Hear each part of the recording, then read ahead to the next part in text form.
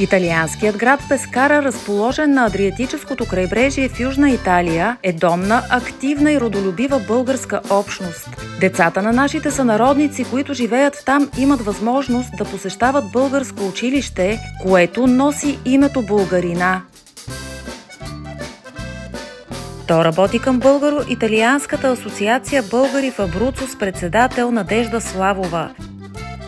Това са българи, които имат за своя мисия да поддържат родната кауза зад граница. Те участват в международни, в български събития, представят нашите традиции, нашата култура пред самите българи, които живеят там, пред италианците. Наскоро учители, родители, ученици от училище Българина изработиха български мартеници собственоръчно и ги раздадаха на италианците в центъра на града. Това го правят не за първа година. Това се прави и от други българи зад граница. Те са неуморни. И всичкото това го правят в свободното си време, всичкото това го правят от сърце, от душа. Организират всякакви тържества, всякакви празници. Българи ходят, гостуват, те се връщат в родината. Всичко е посветено на българската кауза, на българските традиции, на българската култура. Едно от последните събития, които представят това, което ви разказвам, е честването на 3 март.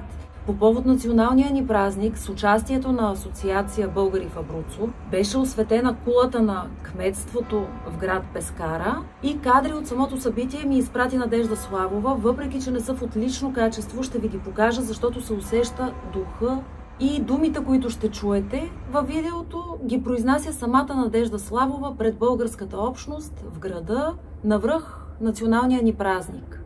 Тук, в Пескара, макар и далеч от родината, ние носим България в сърцата си. Пазим историята, езика, традициите и корените си, защото те са нашата връзка с миналото и нашето завещание за бъдещето. Сърдечно благодарим на град Пескара, на неговия кмет, адвокат Карло Маши и на нашия скъп приятел Джузепе Бруно за подкрепата и уважението към българската общност и нашата асоциация IBA. Тази вечер символизира не само нашето единство, но и приятелството между нашите народи. Нека винаги помним, че свободата е висша ценност, която изисква отговорност, мъдрост и единство. Честит празник! Да живее България! Да живее България! На 2 юни 2024 година училище Българина тържествено отбеляза своята 10-та годишнина. Негов директор е Силвия Георгиева. Училището работи по програмата на Българското министерство на образованието и науката и е в списъка на ведомството с неделни училища в чужбина.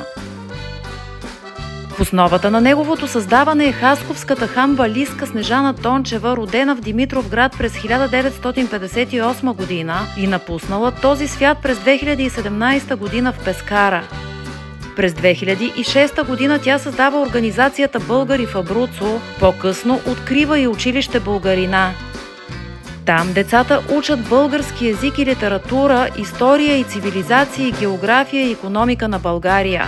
Учениците имат и занимания по музика, приложни изкуства и народни танци. Освен че изучават български език, история, география, извънкласни занимания имат, празнуват всеки български празник. Деня на Васил Левски, на Христо Ботев, Деня на будителите се отбелязва със специални тематични уроци.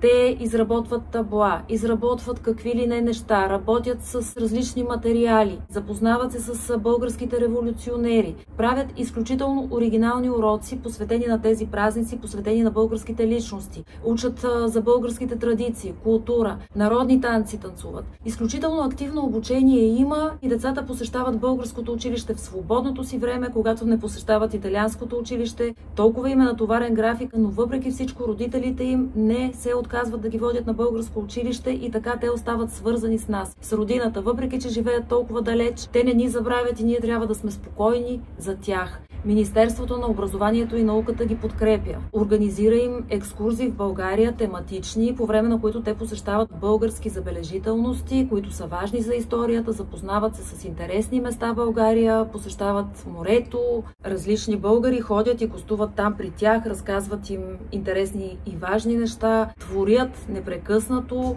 пишат, учат, говорят народния си език. Няма как да ви опиша колко много активности има в българското училище, не само в Пескара, но и с целия свят има български училища. Ние самите знаем колко много наши сънародници живеят зад граница, но трябва да сме спокойни за тях, че те не ни забравят, че децата им, когато дойдат тук, няма да не разбират езика, на който си говорим. Те го изучават в чужбина, те познават историята и по мои наблюдения се вълнуват от българските празници, даже повече от нас самите, може би заради носталгията, може би заради това, че са далеч от родината, но те преживяват нещата много силно и са изключително активни. Доскоро към Асоциация Българи в Абруцо функционираше и български хор Бяла роза, който беше съставен от членове на асоциацията, майки на деца в училището, българки, които обичат родния фолклор и го представят и пред нашите сънародници зад граница, и пред чужденците. Асоциацията участваше заедно с хора в международни фестивали, организирани от българи, в събития в Италия, извън Италия.